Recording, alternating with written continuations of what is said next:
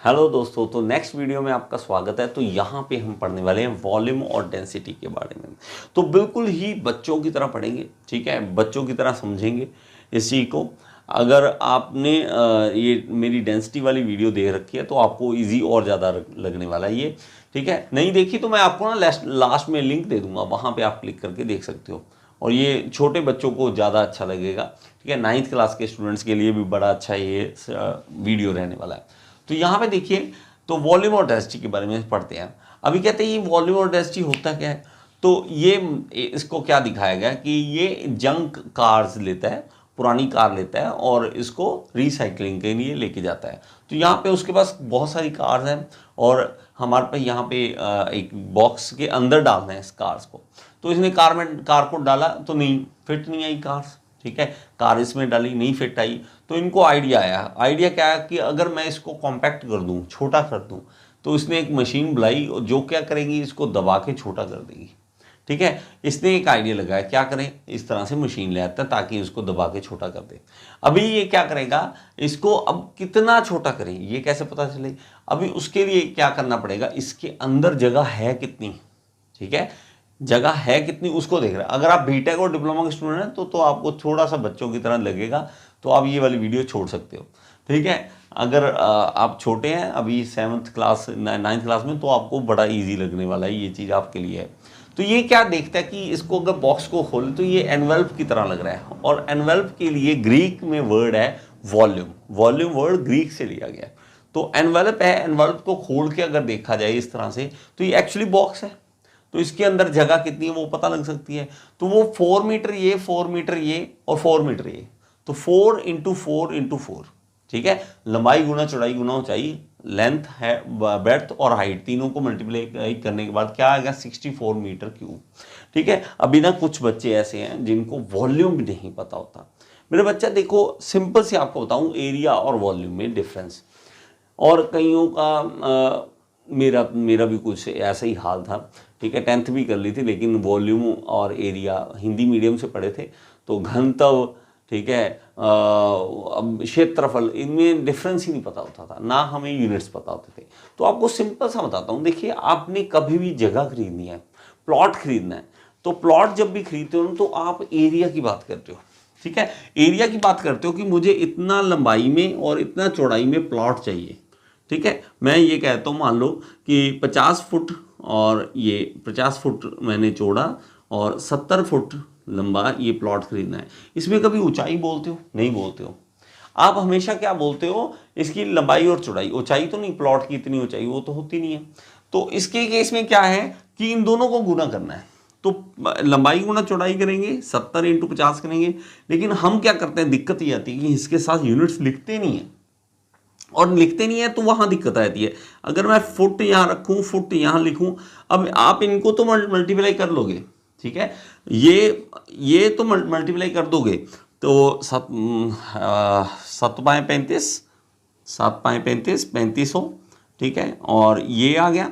अब लेकिन फुट और फुट को नहीं मल्टीप्लाई करते, ठीक है। हम इसको मल्टीप्लाई नहीं करते और बाद में देखते हैं। अब मल्टीप्लाई कर दें तो स्क्वायर फुट बन गया, स्क्वायर फुट बन गया, ठीक है। अब वॉल्यूम जब भी आप घर बनाते हो, रूम बनाते हो अपना, तो आप रूम बनाते हो तो मिस्त्री आपसे पूछता है कि हाँ जी भैया कितना लंबाई चौड़ाई क्या कैसा बनाना है आपने घर, सॉरी रूम की बात करें तो रूम कितना बनाना है। आप रूम कहते हैं 10 फुट लंबा, ठीक है, 10 फुट ऐसे चौड़ाई में मान लो और लंबाई में 12 फुट मान लो। तो आपको वो पूछता है छत कितनी ऊंचाई पे डालनी है, क्योंकि हर जगह पे छत की ऊंचाई अलग अलग रखते हैं लोग, ठीक है। कुछ एरिया में ज़्यादा ऊंचा रखते हैं छत को, कुछ जो है नीचा रखते हैं। अब ये चीज़ देखो, उसने क्यों पूछा, 3 चीज़ें पूछी, उसने वॉल्यूम पूछा कि 3 चीज़ें पूछी गई ना। तो 3 चीज़ें जब हम मल्टीप्लाई करते हैं इसी तरह से, देखो मीटर मीटर मीटर, अब हम 4 गुना 4 गुना 4 ऐसे लिख देते हैं, बाद में हम यूनिट्स लिखते नहीं है, और जहाँ यूनिट्स आपने नहीं लिखे वही आपसे गड़बड़ होने वाली है। अब मीटर मीटर मीटर तीनों को मल्टीप्लाई करेंगे तो मीटर क्यूब अपने आप आ जाएगा, मीटर क्यूब आ जाएगा ना। तो वहां पे हमारे पास वॉल्यूम के लिए कभी भी मीटर क्यूब हो वो वॉल्यूम ही होगा। फॉर्मूले में भी देख लेना, अगर वॉल्यूम देखें हम, सिलेंडर की वॉल्यूम देखें क्या होता है, ठीक है। पाई आर स्क्वायर एच होता है ना, यहाँ हम कहते हैं छोटे बच्चों की तरह इस तरह से, यहाँ हम इसको जो हम डायमीटर में ले pi by 4 D square H इस तरह से लिख देते हैं। ये दोनों फॉर्मूले सेम है।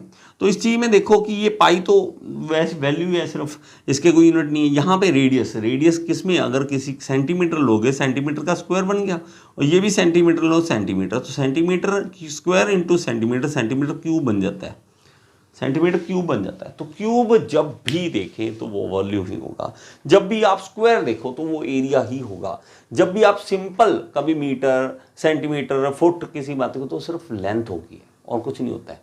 ठीक है, 3 चीज़ें, ठीक है, लेंथ एरिया। अगर 2 चीज़ें स्क्वायर आ जाए तो एरिया होता है, चाहे वो किसी भी चीज़ का, आपने फुट का, लेकिन वो लेंथ की बातें कर रहा हूँ, इसका स्क्वायर इसका, ये नहीं सेकंड का स्क्वायर कर दिया तो वो एरिया बन गया, ऐसा नहीं है।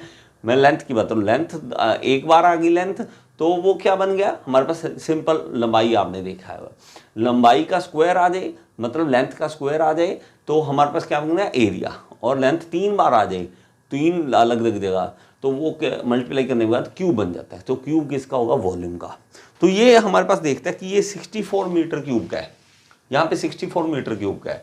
तो हमारे पास अब कार का देखें कि 8 कार है, तो 8 कार हम डिवाइड करते हैं, 64 को डिवाइड करते हैं 8 से, तो हमारे पास 8 मीटर क्यूब आ गया। अब हमें पता लग गया कि कार हमारी 8 मीटर क्यूब की होनी चाहिए। 8 मीटर क्यूब का डब्बा 8 8 8 इस तरह से बन जाएगा, 2 मीटर लंबा, 2 मीटर चौड़ा, 2 मीटर ऊंचाई, इस तरह 3 चीज़ें बन जाएंगी। तो ये हमने कर लिया, तो इसको क्रश कर दो, क्रश करके, और हमारे पास ये इसने मशीन बनाई कुछ इस तरह से, ये देखो कॉम्पैक्ट कर दिया, सब तरफ से दबा दिया और ये आगे दे दिया।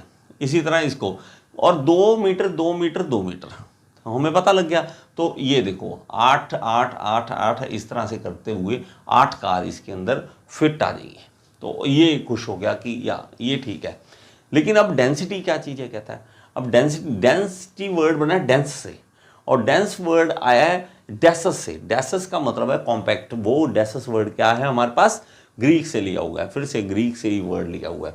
ठीक है, तो हमारे पास देखिए ये है डेंसिटी मशीन। ये क्या है, डेंसिटी मशीन है। अगर मेरे पास यहाँ पे 2000 kg की कार पड़ी है, और अगर उसको मैं छोटा कर दूँ, ठीक है, छोटा कर दूँ मतलब उस कम वॉल्यूम में ला दूँ, तो वो मेरे पास क्या है, डेंसिटी उसकी बढ़ जाएगी। तो डेंसिटी अगर बढ़ानी है ना, तो मास अगर नहीं बढ़ा रहे आप वॉल्यूम को कम कर दो, उल्टा होता है ना, वॉल्यूम को कम कर दो, डेंसिटी बढ़ जाएगी।